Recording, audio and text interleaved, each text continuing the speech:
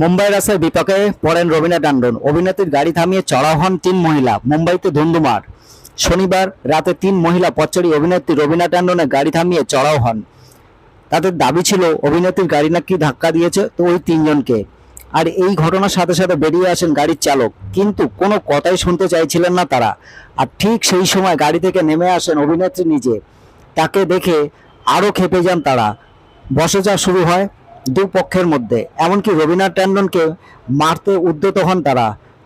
স্বভাবত ঘাবড়ে যান অভিনেত্রী এবং কাতর কণ্ঠে আর্জি জানান, ধাক্কা দেবেন না, দয়া করে মারবেন না আমাকে।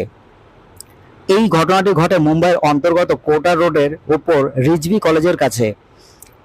ঘটনার জেরে রীতিমতো আতঙ্কিত হয়ে পড়েন অভিনেত্রী নিজে। তার পরনে ছিল জিন্স এবং সাদা কুর্তি। অভিনেত্রীর বিরুদ্ধে উঠছে যে তিনি মদ্যপ অবস্থায় ছিলেন। আরও অভিযোগ, তার গাড়িতে ধাক্কা খেয়েই নাকি একজন মহিলার কান থেকে রক্তপাত শুরু হয়।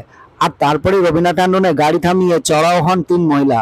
পরিস্থিতি ক্রমশই উত্তপ্ত হয়, ফলে গাড়ি থেকে নামতে বাধ্য হন অভিনেত্রী নিজে।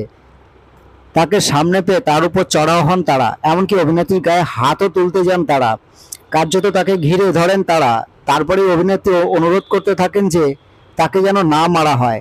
এই সময় কয়েকজন স্থানীয় মানুষ গোটা ঘটনাটির ভিডিও করেন। এদিকে এই ঘটনা যেখানে ঘটেছে সেই জায়গাটির থেকে সামনেই রয়েছে খাট থানা। জানা যাচ্ছে ইতিমধ্যেই নাকি থানায় অভিনেত্রী রবিনা ট্যান্ডন অভিযোগ দায়ের করেছেন ওই তিন মহিলা। সব মিলিয়ে রাতের মুম্বাইতে গাড়ি নিয়ে রীতিমতো বিপাকে পড়েন বলিউডের নামকরা অভিনেত্রী রবিনা ট্যান্ডন। এই ছিল আজকের প্রতিবেদন।